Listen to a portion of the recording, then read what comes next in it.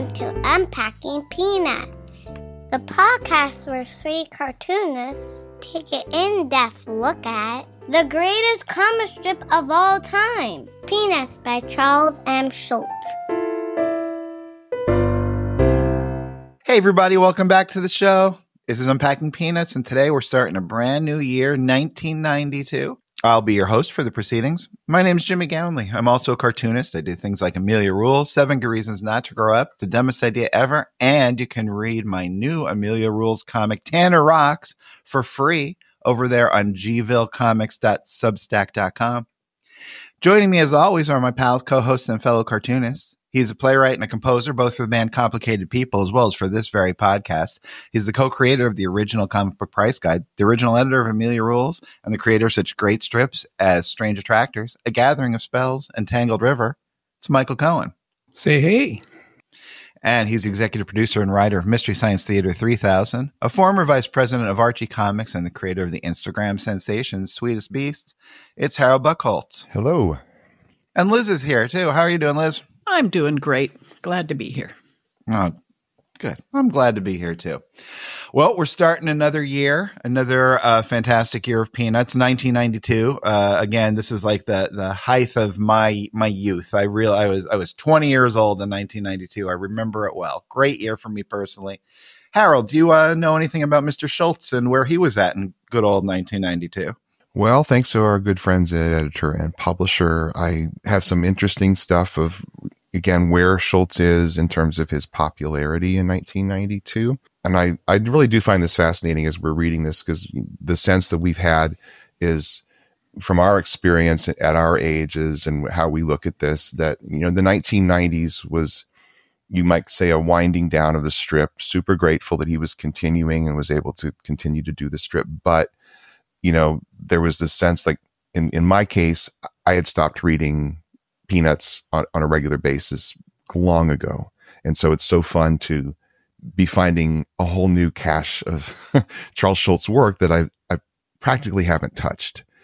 And so, you know, my sense was, and I think we talked about this, that Peanuts by the 1990s, when Schulz would do something in the strip, let's say, was really clever or whatever, back in the 60s, we would see it would become a part of the culture, you know, or the 50s, you know, the security blanket and Snoopy on the moon and Joe Cool and all that stuff. And when I'm seeing something in 1990s Peanuts that I think, wow, that's really clever, or he's repeating something over and over again, you kind of get the sense that, oh, maybe he, you know, he's obviously still swinging for the fences with the strip, you know. He's trying to get out there and do the things that he's been successful at in the past in terms of really reaching a public and seeing the public respond back. And so the question is, how did people view Peanuts in the 90s? Were they still engaged in a big way? Because we know it's in lots of newspapers, right? It's just the question, where is he in people's minds? And I found this article that I thought was pretty interesting. So there are these reader polls we've been talking about and seeing where Peanuts is in terms of popularity with the other strips. And so here's something from the Portland, Maine Press Herald. They voted Peanuts their favorite comic.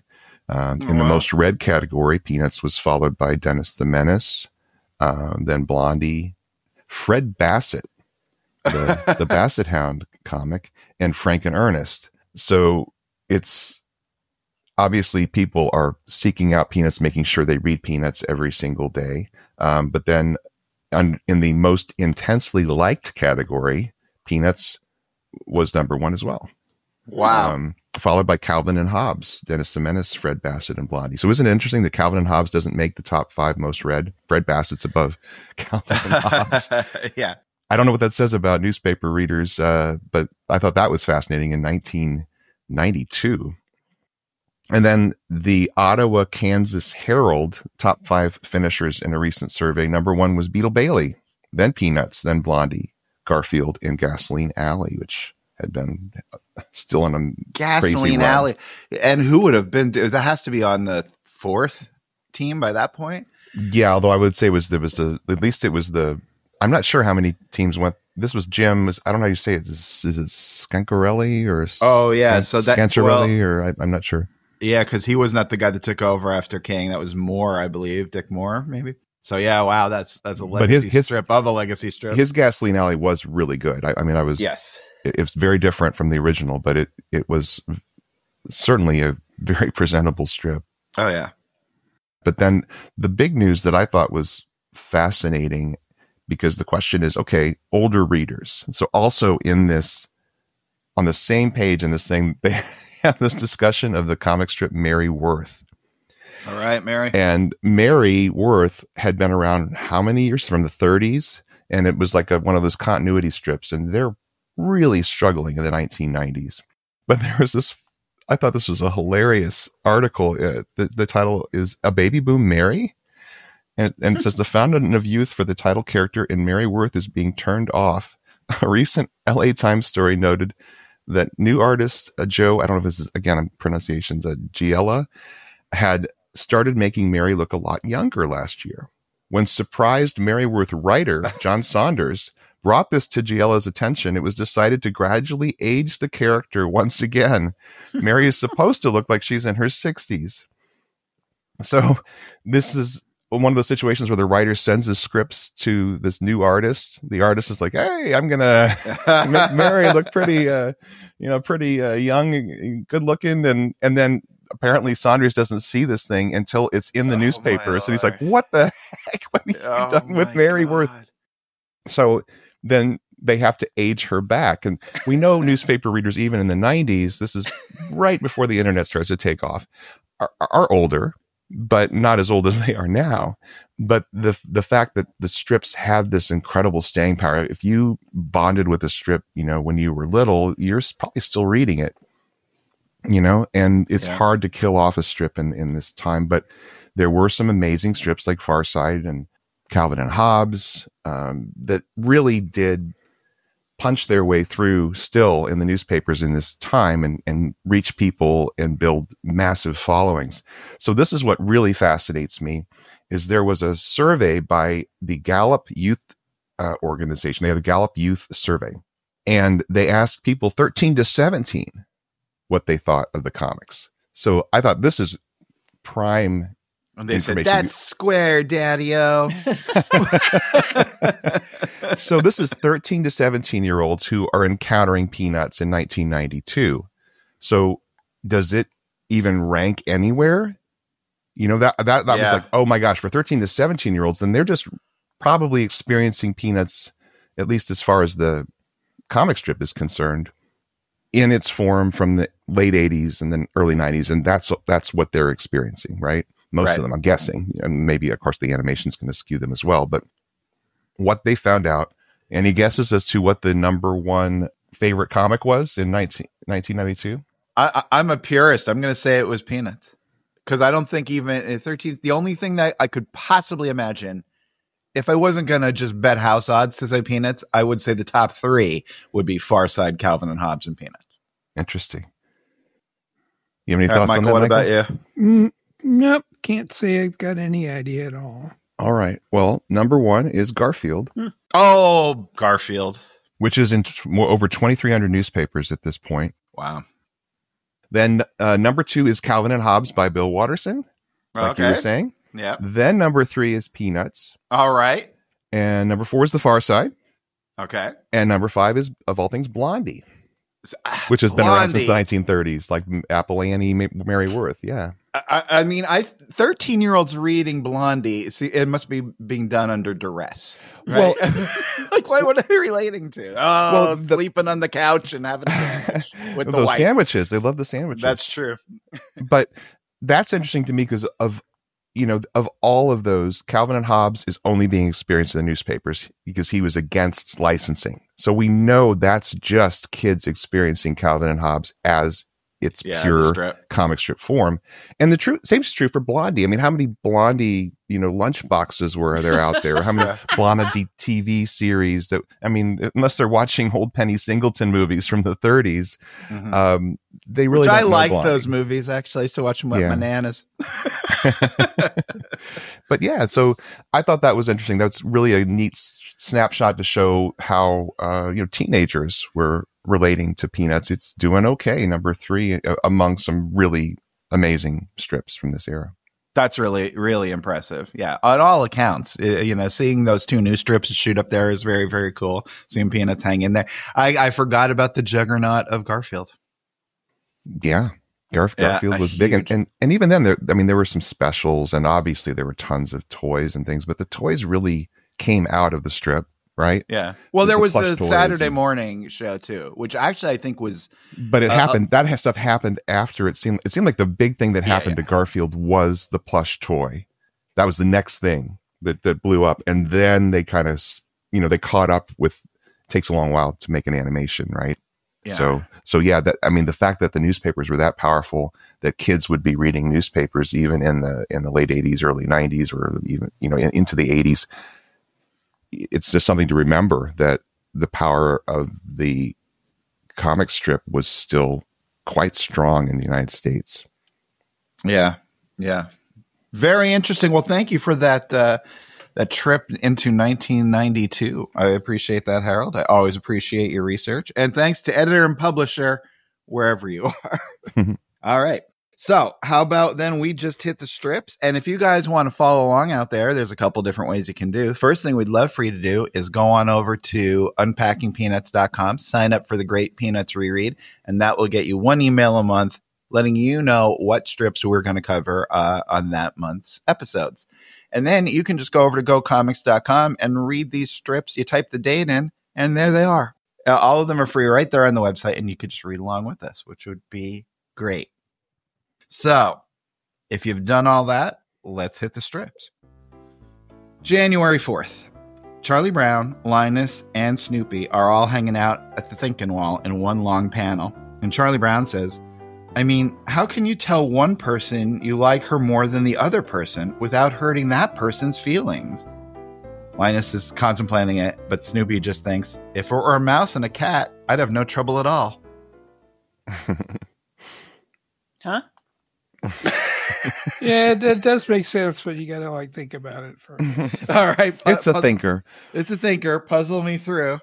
Oh, because... wait, no, I don't know. Explain it to me. It's really a difficult way of explaining it. I mean, what he's presenting it here is not clear. But so he likes the mouse. He doesn't like the cat. He has no trouble telling the cat he doesn't like the mouse. Oh, I see. But they're not people, so it doesn't read well. Because also because we haven't seen Snoopy have a relationship with mice. If it were between a cat and a bunny. Yeah. But then choice. Yeah. Once again, we improve. Oh my gosh! You're welcome. Yeah, right. It feels so weird. It's like I feel dirty saying those things. Then we'll just go into the museum, ask to see if the originals get some white out. Oh no! Stop! That'd be terrible. Oh my goodness. That was a joke. Yeah. This was a joke. We're not going to do 133 episodes. We are never being invited to the museum now. Right. Yeah. It's over. I'm like that too. I listen to Beethoven. I go, "What are you nuts? That note's really wrong." Give me that sheet music. I'm going to fix it. Give me that. Beethoven. My God. All right. Well, I learned something. Hey, you know what? That's a completely new way to draw a tree on the right. He has never drawn a tree that way. And I think that's kind of cool. Just 40-some years in. Hey, it looks almost more observed than a lot of his other cartoony trees. I think there's something about these drawings and this that makes me feel like he is kind of looking, life drawing kind of stuff. He might be going out and sketching and doing things that he didn't do as much. Yeah, I never heard stories of him going out and doing life drawing or sketching. That's interesting. Yeah, I never once have heard him say, "Oh, I love to do this." On the weekends, I love to go out, sit at the golf course, and draw trees. But you get evidence that he's doing that. Well, in the interview with Gary Groth, he goes on and talks about that he does mental sketching, where he will sit and look at something and sort of mentally imagine drawing. How would the ink line go? Oh, which wow. to me sounds, that's actually called OCD. But I think, I think he put it to fantastic use, and it may be something like what he's going through here. Can you put a disorder to fantastic use? Well, then it's not a disorder. If you make this same mistake every 4 bars, it's no longer a mistake. It's a pattern. Yeah. February 2nd. It's a Sunday. Oh, speaking of some drawings, there's this one features a big drawing. Okay, so Snoopy is playing golf, and Charlie Brown's his caddy, and Charlie Brown says, "I thought I heard a splash." And then Snoopy walks off in the direction of where he hit the ball, thinking to himself, "I wonder where you go to give up the game." Then, in a panel that takes up the entire rest of the Sunday strip, and in some newspapers would be the entire Sunday strip, it is one gigantic panel of Snoopy and Charlie Brown well in the rough, off by a water trap with plants and things higher than their heads. And Charlie Brown says, "In the 2nd chapter of Exodus, it says that Pharaoh's daughter found the baby Moses lying in a tiny basket by the edge of the river." And then Snoopy looks at his golf ball in the water trap and says, "I don't think this is Moses." Yeah, he's really breaking all the rules. His rules. Yeah. Yeah, do you think they'd cut the first 2 panels? Yeah, I think so. Yeah. Some papers. Some papers, but definitely would have, yeah. Wow, that would be weird because, he'd never done this for the Sunday before. Mm-mm. So I'd say he was trying to do a shortcut here, but then again, he is putting a lot of work into the plants. So this probably didn't save him any time. No, but I see like what I'm talking about where I would rather on some days draw a big complex thing that will take me a long time rather than 8 tiny panels that are basically repetitive. Yeah. Like last year I was saying he was really experimenting with the daily panels in ways that seem to be exercises. I can do something different now. How can I change up the beats? I mean, he really seemed to be thinking about that in ways that I didn't notice when he first had the freedom to, do the strips. It just seemed more like he was, I don't know. It seemed like how he got to them was the old way, how he got to the panel breakdowns. And now he's like, oh, because I have this, what can I do different? How can I make this fresh? Yeah, absolutely. This actually it's like a clear line, almost European inking style. You know who this was not good news for? Whoever was doing the color steps. Yeah. That's a lot. Well, and they were switching over to computer coloring at this point, so maybe this was a good time to be making that switch. This looks a lot like a coloring book. Yeah. I was just thinking that the adult coloring book craze that hit in the 2010s, this would be absolutely looking exactly like the books you could buy. I was thinking, Schulz is ahead of its time again. Here he is. I think it looks like those dinosaur drawings from the world we live in.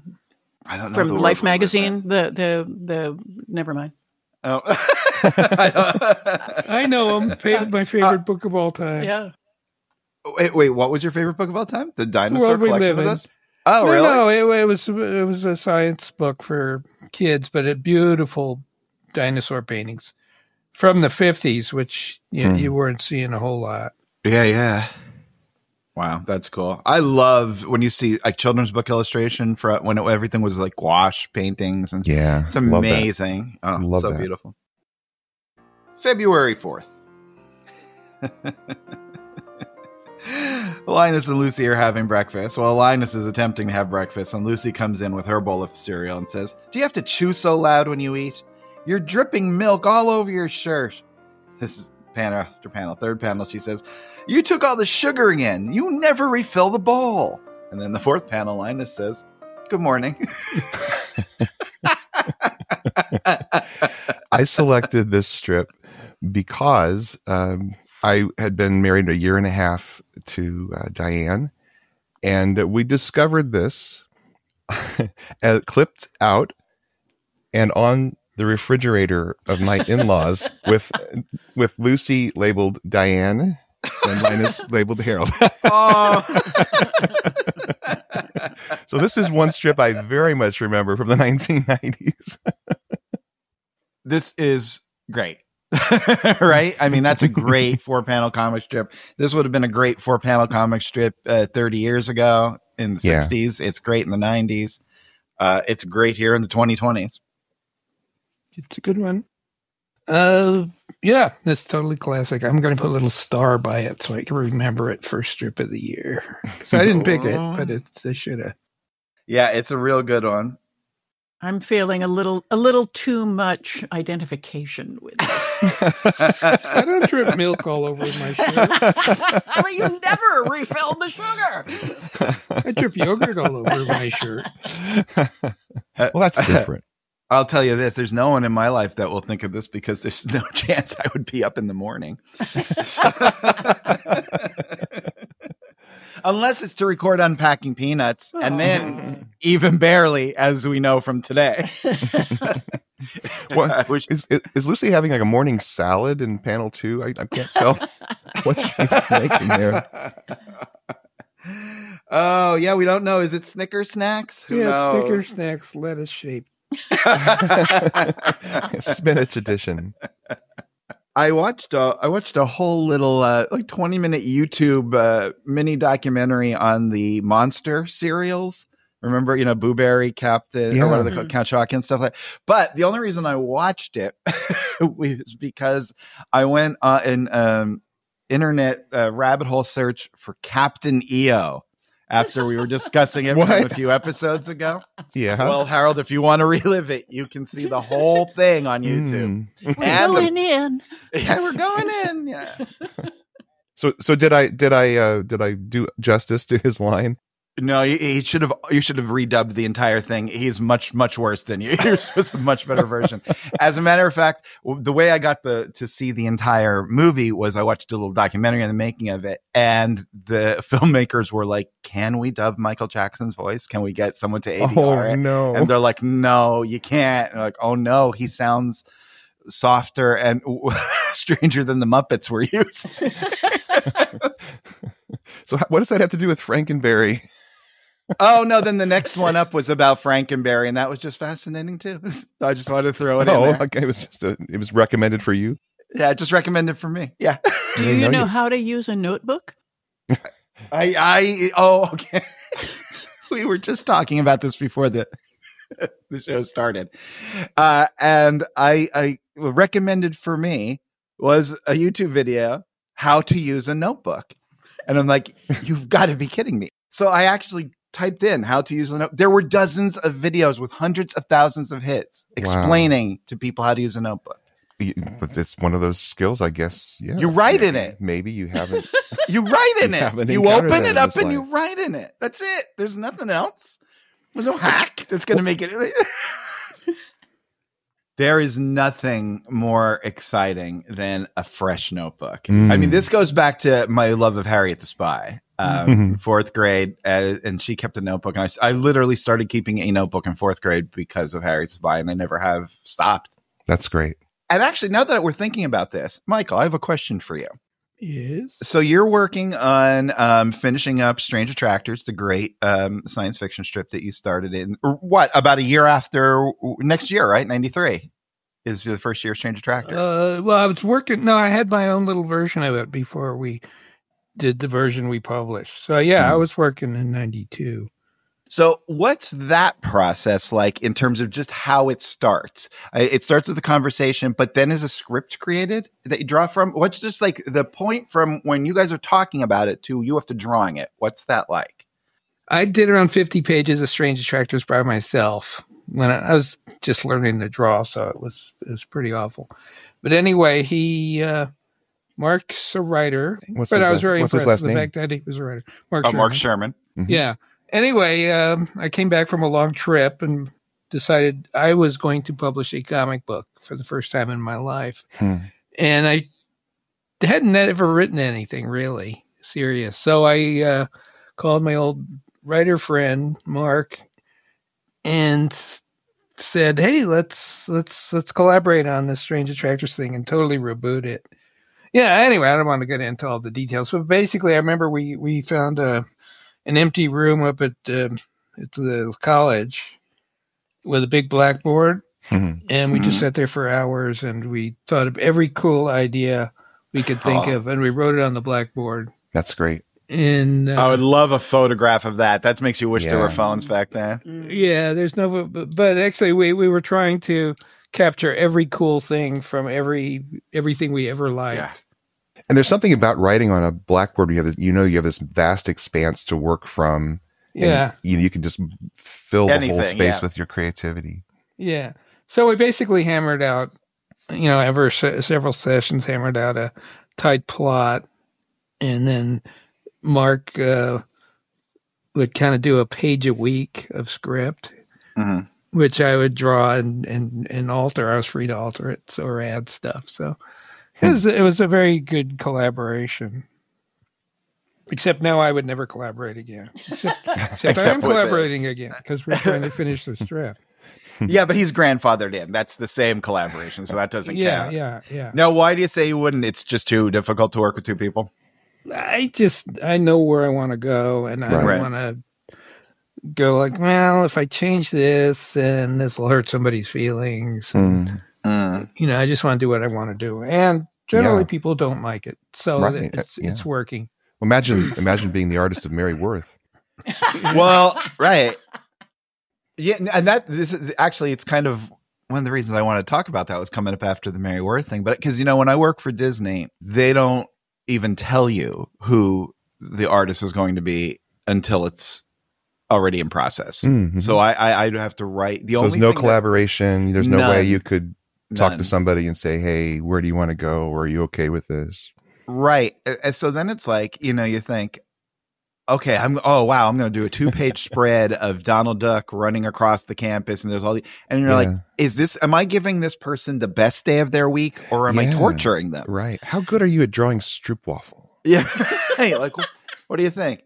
And, they have to do it. And you'd never know. And it's a really, really awkward way to work. I actually kind of enjoy it. And you have to turn your brain off to a certain extent and just accept that something's going to come out of it. But it's very strange to get the book back, and it's usually great. I mean, it always looks great. I mean, they're professional. Do you get feedback at all when you send the script in, or do they freely change whatever they want apart from you, and then you discover what it is when the book comes out? Oh no, I have to make any changes. I have to make. So they will honor you, the writer, to ultimately make the final. I can't believe how in that sense, I can't actually believe how easy it is to work with Disney. I guess also I know what the rules are, and I'm not trying to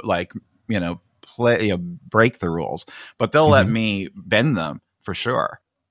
How often will they come back and go, that's a step too far for us, please change that, or back it off? Certainly less than 10%, maybe 5% of the time. Not a whole lot. Which probably sounds like a good thing. If you're not doing that, you're probably playing it too safe, right? And then if you're testing the boundaries a little bit, you're adding something fresh and new. And every once in a while, they're like, well, okay. Right. Back, but we appreciate. Well, when you said that 5 to 10%, what percentage of it do you think you are innovating that might have been objected to because it was out of the box? It's actually kind of more on what they'll object to are things like there'll be there's a Disney rule, for example, against a food fight because it's wasteful, right? Okay. And that's not something that I would, they don't have a book of everything in the world that you can or can't do. Well, then how do they know there's a Disney rule if there's no book? I mean, they have one, I'm sure, but they don't give it to every freelancer. Well, that's odd, because if the editor is looking at it, and maybe because it's giving away secrets that maybe they don't want to be outside the Disney organization. Like, these are our you rules, actually have more questions than I had, because they said it's against Disney rules, and I said, all right, I don't. but that wasn't in your 800-page manual. No, there are 150-page manuals for each character. Wow, nothing like that. Yeah. Wow. Yeah. So it's cool. It's generally things like that, and I never get something about the characters being wrong, but I really try to make them the characters everybody knows. So yeah, it's a weird place to be, though, to be in a collaboration and not know who you're collaborating with.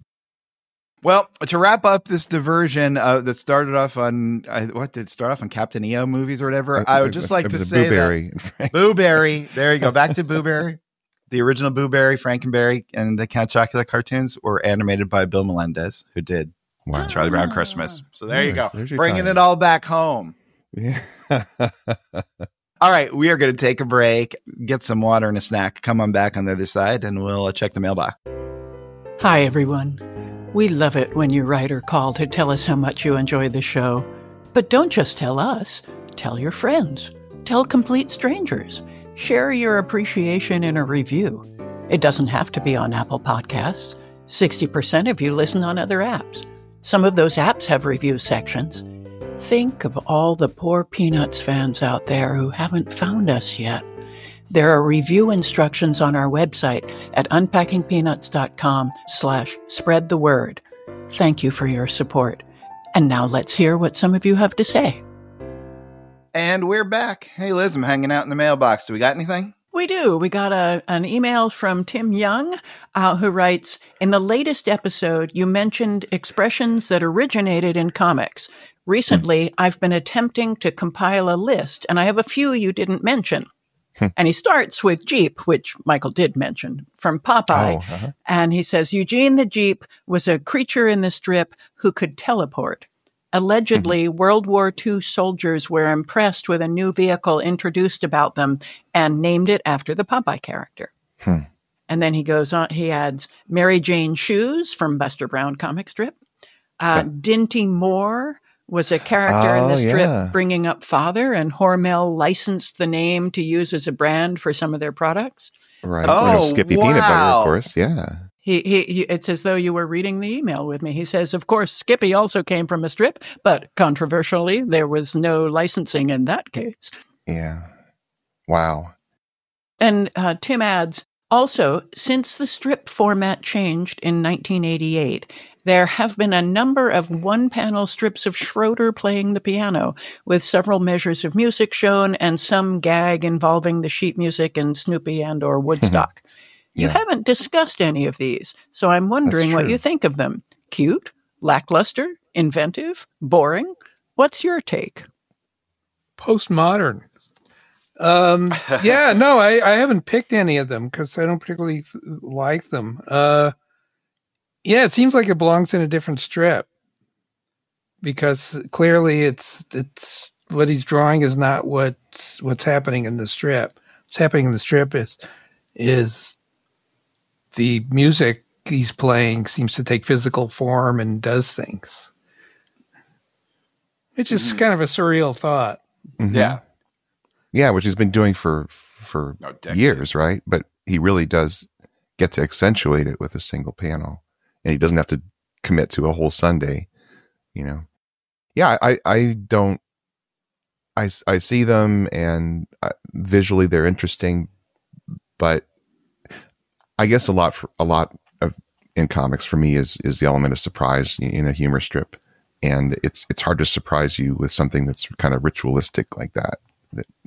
Well, yes, and it's hard to surprise people who read it at the level that we read it, or even read it at the level we read it when it was just coming out in the newspapers when we were kids. We are super fans, I think, and I think sometimes especially with the thing that's this like a daily strip, you go back to some things maybe just to keep them in the ether, just to keep them, as part of the strip, as a seasoning, even though it's never going to be necessarily the most important thing, but it does keep the Schroeder meme, for lack of a better word, alive, But it doesn't do anything that has to do with characters. No. Yeah. I mean, Snoopy, as I recall, Snoopy is the one who's watching these notes fly around. Yeah. In most of these. So it really doesn't have anything to do with Schroeder other than he's playing piano. I do appreciate it for the just being purely visual. And it seems like Schulz really did enjoy doing the staffs and the actual music from whatever he's playing. And you can go in and see that it's real music. It seemed like something that he enjoyed coming back to. Change of pace. So that's it for the mail. Okay. So we got a voicemail from Captain Billy. And this is what Captain Billy had to say. Hi. I don't know what you guys are going to do for the next show. I do know the name of the show. jangly blacks and approachable hats. In reference, I'm a couple episodes behind. Last one I heard was the 1990 part 3, but you guys were talking about television, black and white television and movies for kids. I tried showing my kids black and white movies as a child. They claim that the black and white burned their eyes. So I don't know if that's true or not, for a certain generation. I did get my son to finally get to watch the Marx Brothers and some Three Stooges strips, movies. So I don't know if that might help or not. If the kids can find it funny. I did get my youngest daughter to watch a Lon Chaney Sr. silent film. I think it's He Who Gets Slapped. It's about 40 minutes long, as I remember, and she was about 6 years old, and I had to explain it to her.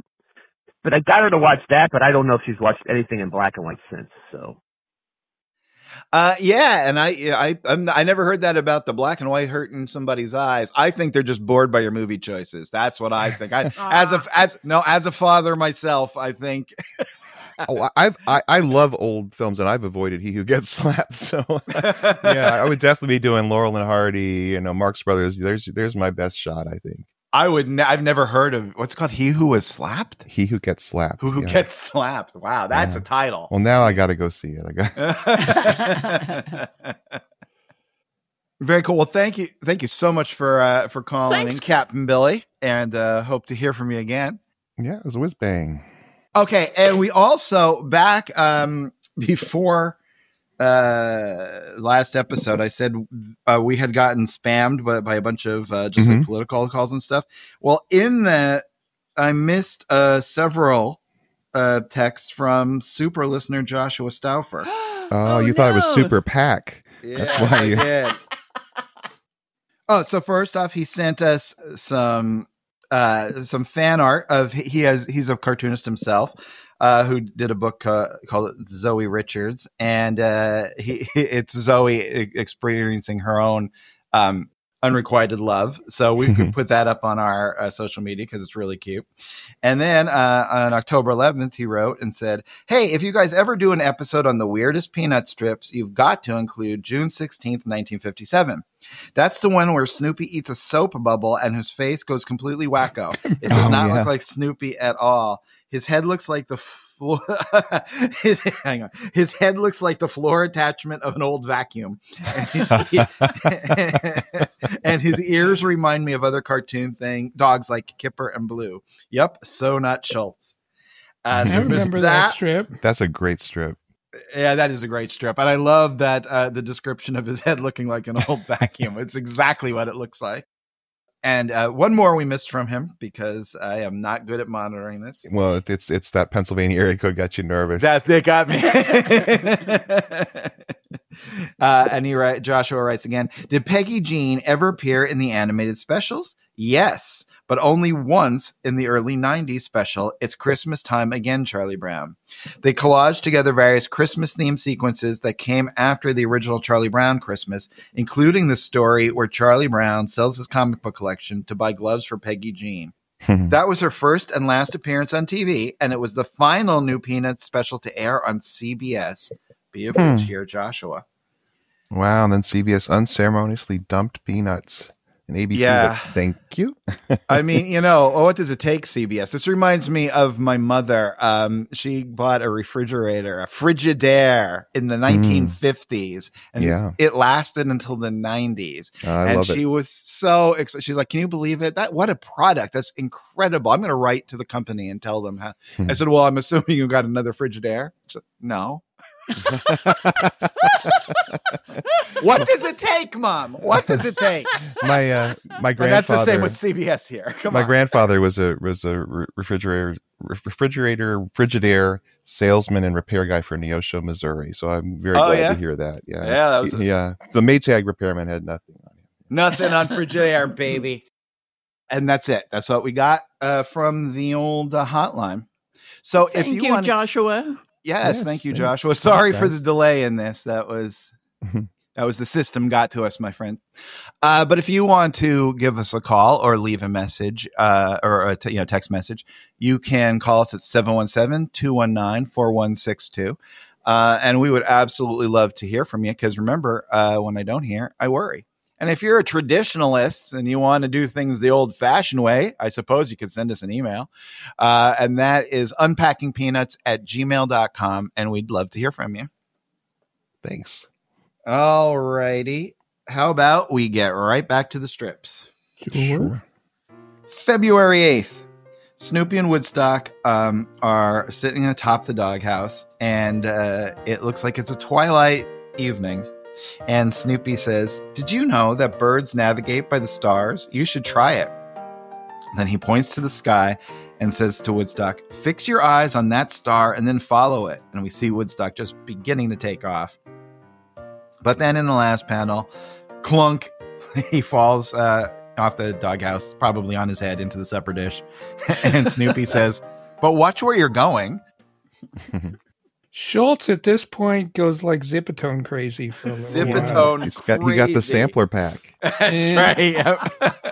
I tell you, when I read this strip, I was so overwhelmed by the Zipatone, I didn't even pay any attention to the words. So how do you describe the Zipatone, Michael? Well, this was actually very popular back in the early 50s in EC comics, which were in color. Yeah. But this effect really made things look very science fiction-y.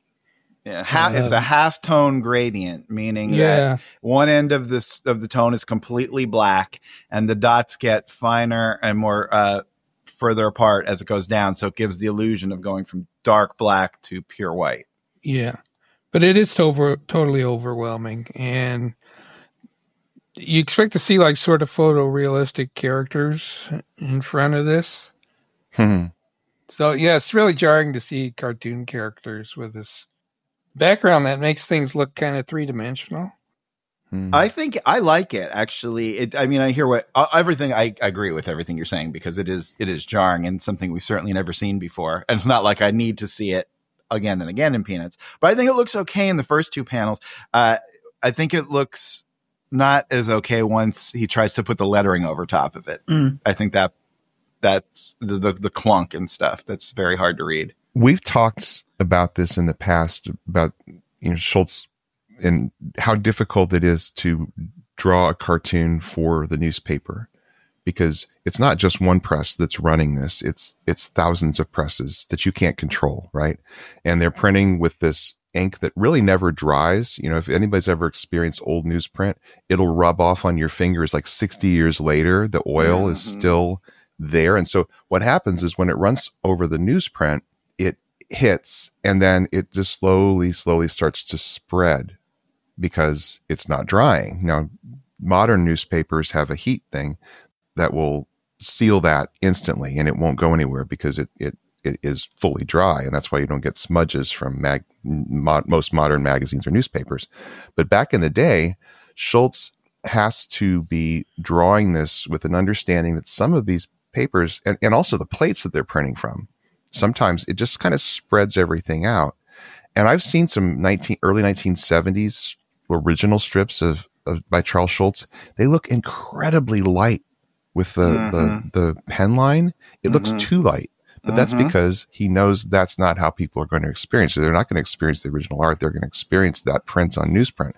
And if you want to see what we're talking about, this is the perfect one to do a little dive. If you have the Fantagraphics books, and if you have access to Go Comics, which you probably do, this strip is fascinating to look at in the Fantagraphics book, because that clunk that he writes for Woodstock falling off of the doghouse, to us on Go Comics, what you see is the blend of the Zipatone straight into the letters, the K-L-U-N-K. It almost looks like clonk because it seems to fill up with where the dots happen to fall on the lettering. And then there's this weird dot between the top of the exclamation point and the dot. Yeah. There's a white dot there. Yeah. But if you go and look in Fantagraphics, which is much truer to what he was drawing from, even that, there's probably a little bit of a spread in the ink. Yeah. Believe it or not, he has white outline around every single one of those letters. Really? And it's gone here. It is gone. Totally. And so he probably didn't revisit this because it was so unwieldy. He when he saw it printed in the paper, he was like, I can't keep doing this because I cannot control people's experience. I used to do in Amelia Rules, I had the idea that when someone shows like a photo album of their past, it's going to be old comic strips. And then that became like a little thing I did throughout Amelia. That is one of the most brilliant things I've ever seen in comics. No fooling. I just brought it up because I knew Harold would brings me to tears every time I see it. It's so beautifully done. Seriously, Amelia Rules, when the past is the present, volume 4. Check it out. It is one of the most brilliant things I've ever seen in comics. Well, thank you very much. Well, anyway, what I did to make it look extra newspapery was I would expand the ink line by like half a pixel, or do 1 pixel, but do it on the ink line. So then when it looked like it was cut from the newspaper, those lines looked different. Now, who would do that? That's genius. That's great. Can you explain that a little bit more for those of us who are not comic artists? I don't grok it. Okay, so basically, like what Harold's saying, when the comic art was printed in the newspaper, because of the ink and the porousness of the paper and everything, it would expand just a little bit. So that's why the printed comic just looked different than the original art. So what I did in When the Past is the Present, I drew the comic strips separately, as if I was Charles Schulz and I'm drawing this comic strip. And, it's going to actually be its own thing. But then when I scanned it in order to degrade the art to make it look like it had been printed in a newspaper, I just expanded in Photoshop how wide the lines were. So I would select all the lines and then expand the whole thing by 1 pixel, but on either side. So it's really only a half pixel all around. And kaboom. Because Jim's printing is on, it's on a coated paper stock usually. And in that heat set, we'll just lock it right in. So you're not going to get that spread. So to make it look like I had to artificially do it. You've got to fake it. Yeah. February 28th, Charlie Brown's sitting in his favorite chair, reading his little book there. And Sally comes up with one of those paddle and ball combos, the rubber ball and paddle. What am I looking for? What's the easy way to, what are those things called? Paddle balls? Paddle balls, not paddle and ball combo. So Sally comes up with a paddle ball and says, "May I try this ball and paddle thing, big brother?" And Charlie Brown says, "Be my guest." And we see Sally walking off with it. And then she holds it out in front of her, the ball just dangling at the end of the string. And then she calls back to Charlie Brown, "What does it do?" She forgot to put the battery in. Oh, was anyone good at these? No. It was fun till you break a lamp. Break this. Yeah.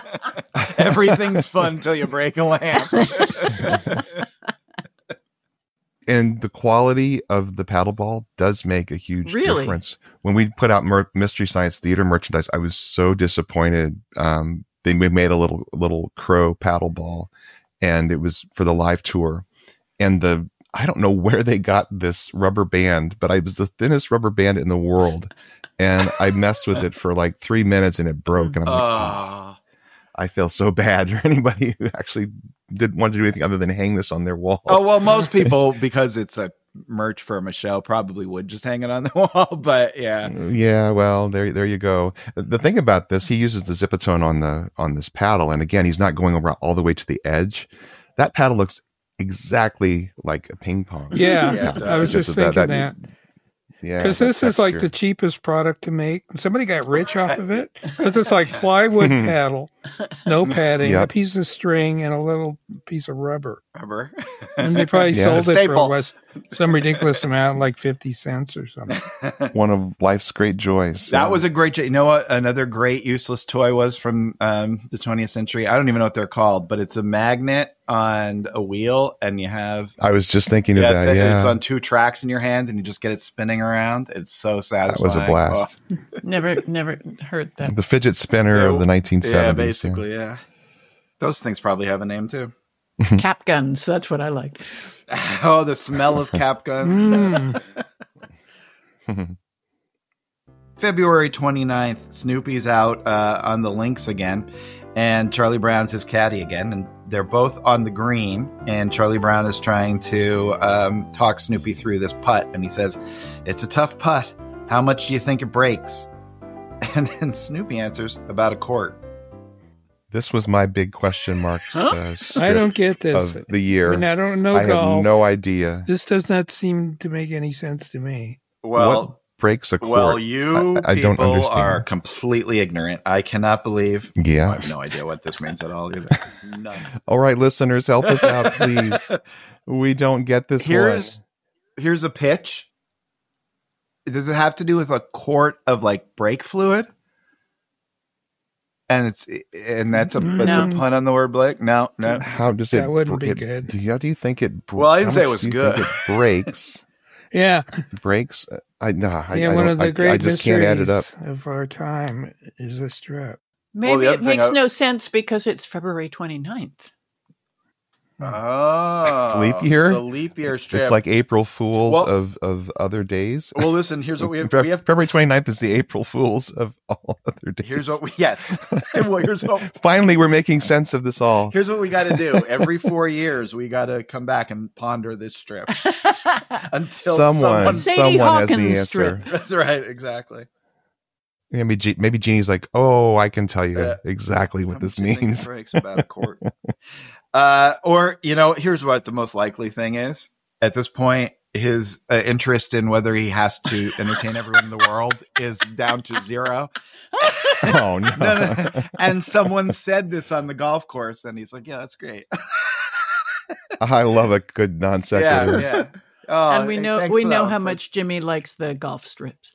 Oh, well, I love the golf strips. That's just, I will say this. That sand trap is pretty It is nice, I must say. Yeah, and I was going to say, there's one thing that will possibly, and I'm stretching because I do not like golf strips in general. I do like Charlie Brown's hat, though. Yes.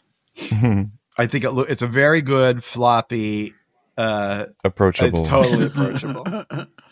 Oh, and I have to say to everybody, those who've been worrying, staying up at night about my approachable hat, I must say that my wife Diane has been cutting my hair with the Comb Pal. If you ever want to find a great home way to cut your hair. And now I have approachable hair. Oh, you have approachable hair. Problem solved.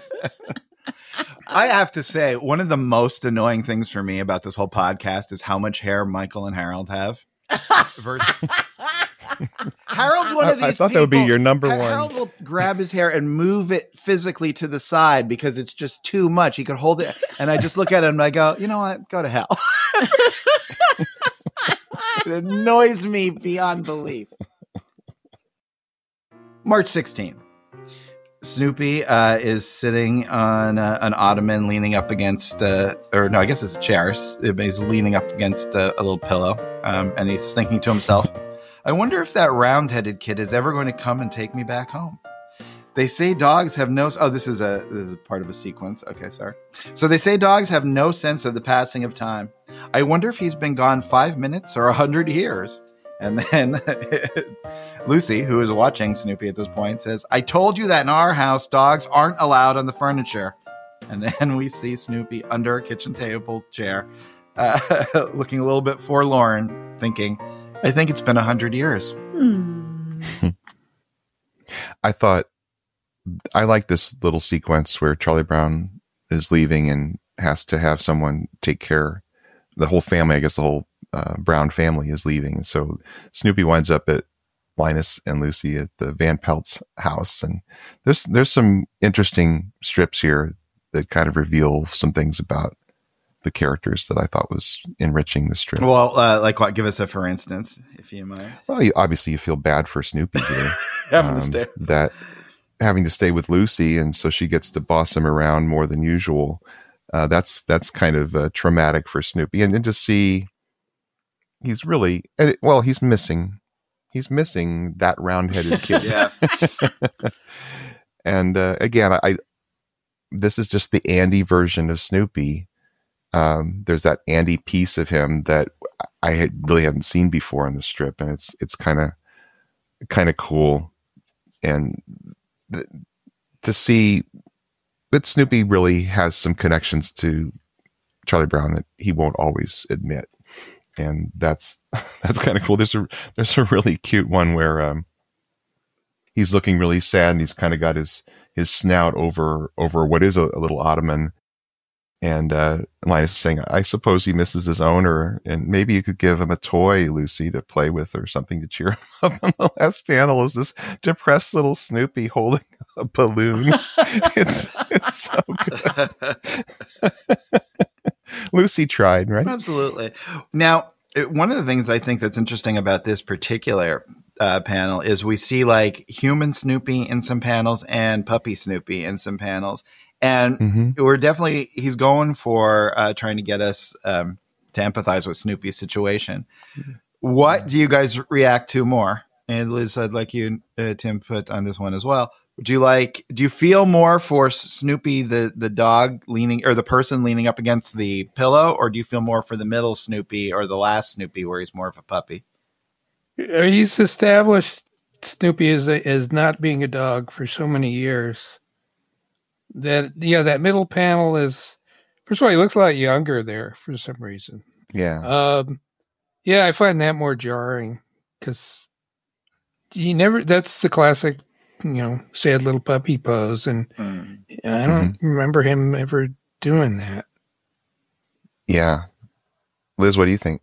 I respond mostly to the last panel, both because it's forlorn and it's also kind of Snoopy. I mean, it has his attitude. I think it's been 100 years. So it's both.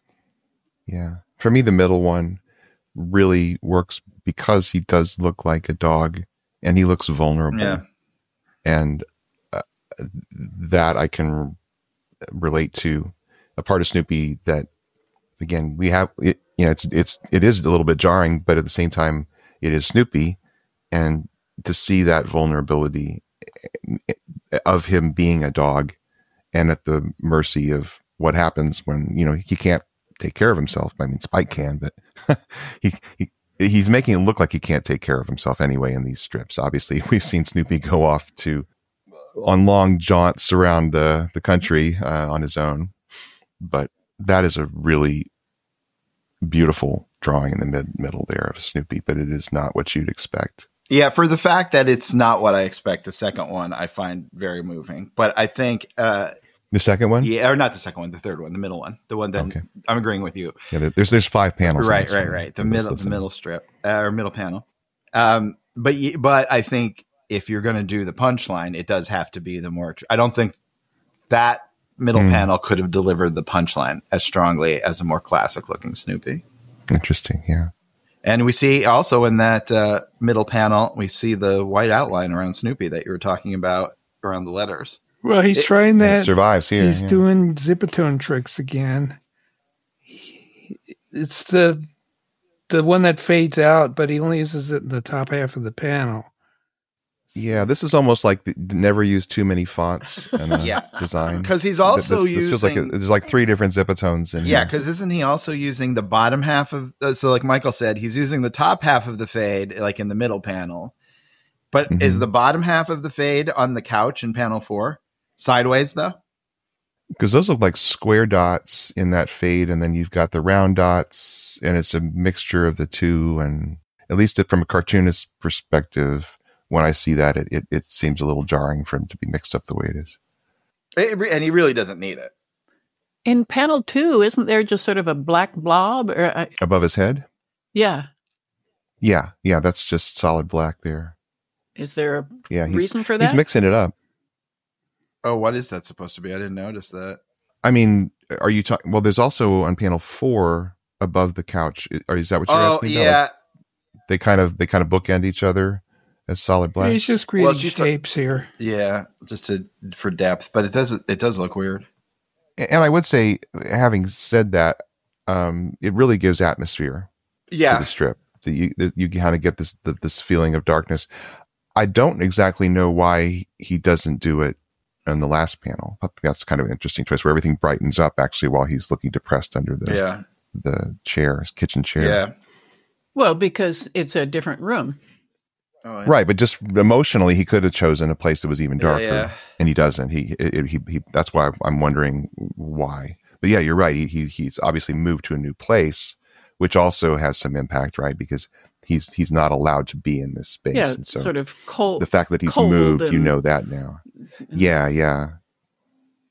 So it does feel like the kitchen to me. I don't know why. There's nothing to absolutely say that, but it's just the floor is white, the background is white, and there's no straight line across to represent where the floor ends and where the wall begins, and so he's kind of in this weird limbo.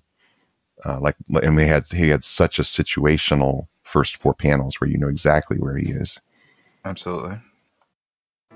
April 19th. It's a Sunday page, and we see Snoopy standing atop a mountain, just kind of looking off into the distance. Then he takes a seat on this side of the mountain, and he pulls out a map to orient himself. And then we see, again, an entire Sunday strip, all what would be the remaining 2 tiers, other than the throwaway panels on the top tier. And it's just a gigantic, exotic, cartooned landscape with a caption that reads, "Every year, thousands of tourists visit Victoria Falls in Zambia." Yeah. This is like beyond weird. This is nuts. Yeah, this is clearly, I think I might have to call this the weirdest peanut strip of all time. Well, I mean, there is no joke, but also... Well, there is a joke. Well, but the Snoopy is drawn there. I mean, it looked like some kind of outdoorsy hat on the first 2 panels, and suddenly he's wearing like a scuba mask, and he's standing. So from my point of view, it looks like he's standing near the waterfall, which is all of like 8 feet high. Whereas I didn't even notice Snoopy in that last panel until we were talking about it here. He's so tiny in that space. I didn't either. But he's way too big. It's like, where's Waldo? Yeah. And then that super sketchy line like we saw in that previous. Yeah, he's like 20 strip. feet tall or more. Because this is the biggest falls in the world, I think. Yeah, maybe, just to guess. Yeah, I mean, do you think this is one of those deals where he had to do something fast? Well, I don't know. I don't know. Do you think he was in the hospital for some tests? Well, do you think he was on vacation and visited the falls? And it also ties in with why Snoopy is staying with the Van Pelts, and he's feeling guilty about leaving Andy behind. There is no indication. Yes, there is. There's got to be. I'm betting it all on this. Online. I looked to see if there was any connection to him, or if anybody said, "Oh, that's because Schulz." And he really wasn't traveling a lot at this time, but it's possible, or he knew somebody who was there. I think he was making a sketch based on a postcard, or a National Geographic, or if he was there, because this is not his style. It does look like observed. Some observed choices here for sure. Beyond just taking it from a photograph, it kind of looks like something you might pull from life. But and it's very. I don't see any indication he was in. I mean, Zambia. That's quite a travel for. Yeah, but every year thousands of tourists go there. Yeah, I think he has money. That's true. So that's the joke, that there's only one tourist there. Yeah, what is the joke? Well, I think Snoopy with the snorkel is a hint at a joke. But yeah, I mean, it's like you have a good chance. Like, I'm guessing, like me, and I don't know how they colored it, so I'm looking at the black and white version of the Fantagraphics book. But as colored, maybe Snoopy was a little more obvious, because it's right in the middle, and there's color all around, and there's a little white dot of a bit of Snoopy. But wearing the black snorkel outfit kind of takes that away too. So, or this is just Schulz going, throw away these panels, buddy. Right. Yeah. Well, but those panels. Otherwise, you may never see any Peanuts characters in there unless you're looking hard. Yeah, but those 2 panels don't relate. I mean, he's looking at a map, and then he's suddenly somewhere else. Well, and you look at those 2 panels, and that looks like classic Peanuts line work. And then that last one looks not much like the line artwork in the throwaway. So, why is there a square cloud? No, that's a sighting. That's something that Snoopy is about to be beamed up. Pretty wild, pretty weird. How about we leave it on a wild and weird place? Is that cool? Sure. All right. Because that's how we like it here on Unpacking Peanuts. You never know what we're going to get. So I'm excited to tell you, though, that the one thing you do know is that we'll be back next week. And guess what? We're going to be talking about more comic strips by Charles M. Schulz, because that's the way we like it. If you want to keep this conversation going, there's a couple things we'd love you to do. First, like I said earlier, go over to unpackingpeanuts.com, and we're going to need you to sign up for that great Peanuts reread. That will give you one email a month where you get to hear what we're going to be covering. You can also send us an email. We are unpackingpeanuts@gmail.com. Yeah, and those reviews, we love to see reviews, and we might read one if you put it out there. And welcome to all the new Blue Sky followers. Yeah, and if you want to be one of those, you can follow us on Facebook, Blue Sky, and YouTube, where we're at Unpacking Peanuts. And we're also at Unpack Peanuts on Instagram and Threads. And we would love to hear from you, because remember, when I don't hear, I worry. And for all our listeners in the good old US of A, happy Thanksgiving. Other than that, we would just love for you to come back next week, where we go deeper into 1992 and this comic strip that we all love. So until then, for Michael, Harold, and Liz, this is Jimmy saying, be of good cheer. Yes. Yes. Be of Be good of good cheer. cheer. Unpacking Peanuts is copyright Jimmy Gownley, Michael Cohen, and Harold Buchholz. Produced and edited by Liz Sumner. Music by Michael Cohen. Additional voiceover by Aziza Shakrala Clark. For more from the show, follow Unpack Peanuts on Instagram and Threads. Unpacking Peanuts on Facebook, Blue Sky, and YouTube. For more about Jimmy, Michael, and Harold, visit unpackingpeanuts.com. Have a wonderful day, and thanks for listening. Clunk.